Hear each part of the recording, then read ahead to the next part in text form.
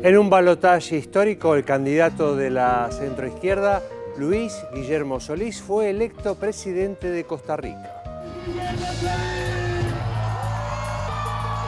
Porque con Costa Rica.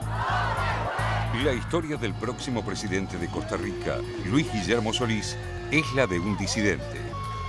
El mandatario electo candidato del opositor partido Acción Ciudadana ganó por casi el 78% en segunda vuelta al derrotar al Partido de Liberación Nacional, del que llegó a ser secretario general. Costa Rica acudió a las urnas por segunda vez el domingo 6 de abril en medio de una situación de inédita anomalía, ya que días antes el oficialista Johnny Araya se retiró de la campaña, aunque esa posibilidad está expresamente prohibida en la Constitución Nacional. Hago saber mi decisión de concluir hoy esta campaña por la presidencia de la República. El balotaje se realizó con Solís como virtual ganador antes de que se conociera el resultado del comicio, aunque de todos modos el Tribunal Supremo de Elecciones le otorgó un 22,1% a su contrincante ausente, Johnny Araya.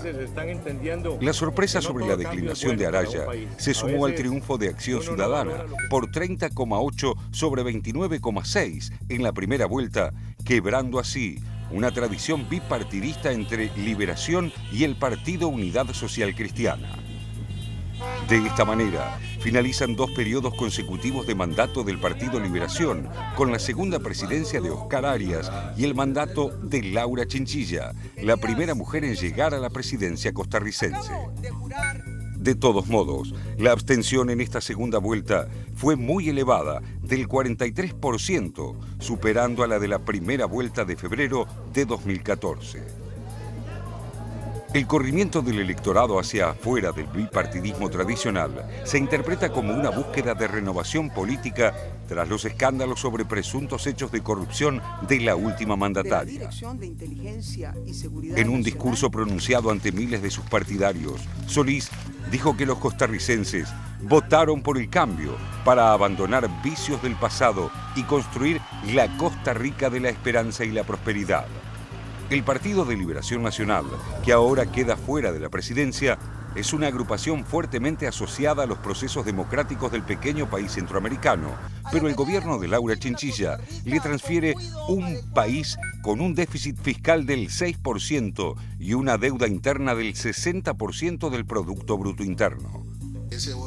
Solís es un profesor universitario y politólogo que llega a la primera magistratura con un historial que no hacía presumir su victoria.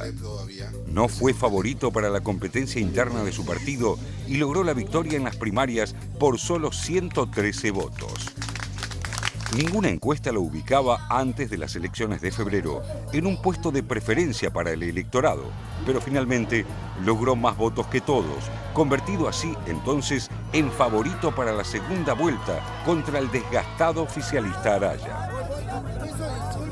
Solís abandonó el Partido de Liberación Nacional años antes, alegando razones éticas e ideológicas, y entró al Partido de Acción Ciudadana, con el que llega ahora al gobierno. En 2006, cuando Costa Rica se debatió en torno al referéndum por un tratado de libre comercio con Estados Unidos, Solís participó del movimiento opositor a esa iniciativa, es decir, en contra del expresidente Oscar Arias. Lo primero, subrayar la lucidez del pueblo de Costa Rica, que tras 65 años de hegemonía de bloques tradicionales de poder, ha tomado conciencia de la necesidad de un cambio. Esos 3 objetivos generales de producir una economía más rica para un país más próspero, generar condiciones de distribución de la riqueza y, en tercer lugar, generar una clara administración eficiente y transparente de los recursos públicos. A Solís lo esperan ahora, entre otros desafíos, el combate a la pobreza, que alcanza el 21,6% de la población, el desempleo de un 7,8%, la pobre infraestructura estatal y una gobernabilidad difícil, ya que tendrá que lidiar con una asamblea legislativa unicameral integrada por 9 fracciones, en las que solo contará con 18 de 57 diputados. Luis Guillermo Solís comenzó a armar su gobierno para responder a las esperanzas de cambio que sembró en la población. Reactivación económica, lucha anticorrupción y equidad social. Y asumirá con el respaldo de la mayoría de los presidentes latinoamericanos, de la Secretaría de Estado estadounidense y de países europeos. Ganó con cifras ineludibles, más de 1.003.000 votos, un récord en la historia electoral del país. Un nuevo panorama para Costa Rica que cambia así de color político y opta por la centroizquierda.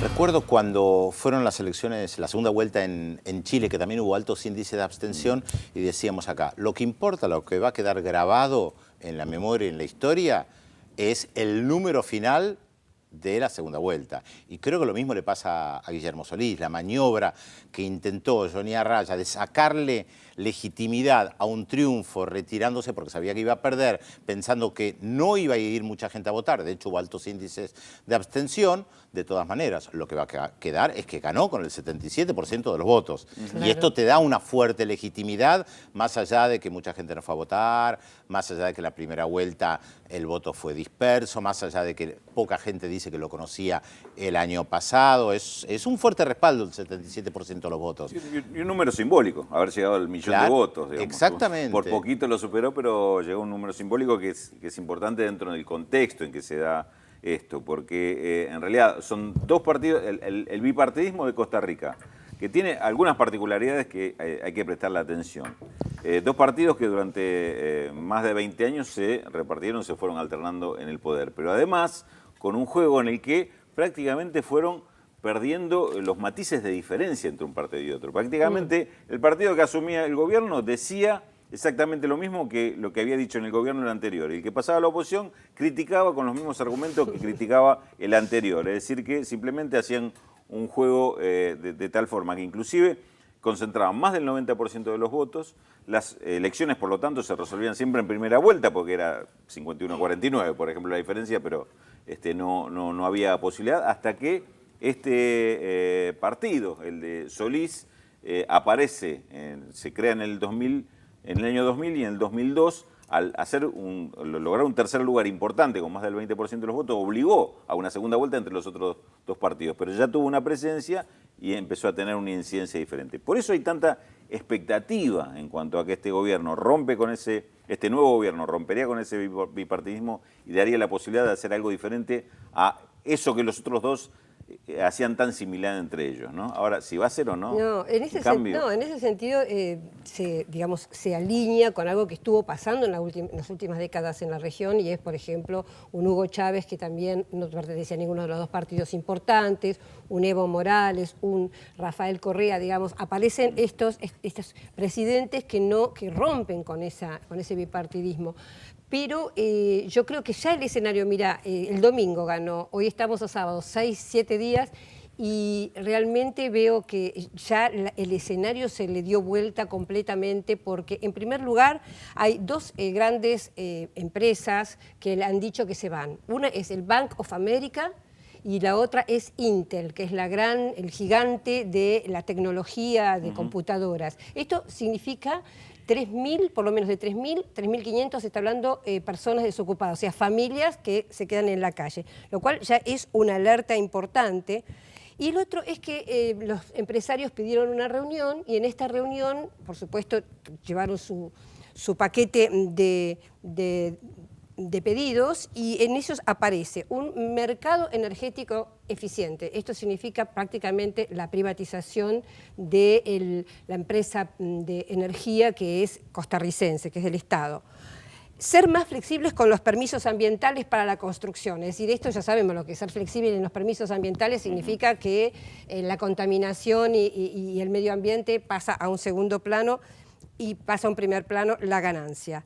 Y el tercer punto, apertura del mercado de los hidrocarburos, que en este momento está también en manos de un monopolio estatal, que es la refinadora costarricense de petróleo, que sus siglas son graciosas porque dice RECOPE, es la la sigla. Ahora, él mismo, en las primeras promesas que hace, me parece a mí, da un lineamiento que tiene que ver con un gobierno que sería más respetuoso de las líneas de la economía del mercado que otra cosa. Por ejemplo, en el plano energético, que si bien es cierto que Costa Rica tiene problemas energéticos, dijo, bueno, yo creo que es hora de empezar a, más allá de lo que me digan que tengo que hacer, es hora de revisar el tema de una mayor apertura y de un espacio mayor para las privatizadas. Es decir, no lo dice todavía abiertamente, de hecho asume el 8 de mayo, pero está dando como señales, me parece a mí, las primeras señales que aparecen en este escenario son de apretada, te diría, casi a este gobierno con estas... Clarísimo, que los empresarios van a apretarlo, no cabe la menor duda. No, y dos empresas como... Porque Claro. Intel era como la nave insignia de todas las empresas que iban a venir a invertir en Costa Rica, que de hecho fue así, ahora se muda a Vietnam, Intel. Y esto había dejado, en el año 2013 había dejado, por ejemplo, más de $2.000 millones de ganancias, lo cual significaba el 20% de las exportaciones de Costa Rica. Es decir, que le hacen un agujero. Y si uno pensara en las posibilidades de transformación que tiene este gobierno, también habría que advertir que tiene menos de 1/3 de lo que es la legislatura, que es una unicameral, Claro, ¿no? en el Parlamento, exactamente, tiene que negociar, o sea, Sí. está claro que lo están apretando. Para mí Luis Guillermo Solís es un misterio desde lo político, porque algunos trabajos académicos de él del pasado son realmente muy interesantes y además él dijo que busca integrarse con América del Sur, mencionó concretamente a Brasil, mencionó a la Argentina. Va a ser el presidente de la CELAC. Preside la CELAC, eso va a ser interesante, en un contexto regional también donde hay otros dos gobiernos, digamos, progresistas en el amplio sentido de la palabra, como el de El Salvador y su vecino Nicaragua, con quien tiene serias diferencias. Hay que ver si se logran limar esas perezas con Nicaragua. No la va a tener fácil, seguro. Seguro que no lo va a tener Nicaragua fácil. es interesante porque justamente tienen que presentar próximamente en La Haya los argumentos por este diferendo limítrofe que tienen. Y quería, aprovechando la fecha del 11 de abril, que fue ayer, quería contar una anécdota porque, es parte de la historia. Juan Santamaría es uno de los héroes, de los próceres de Costa Rica, y fue el que luchó contra William Walker, el filibustero.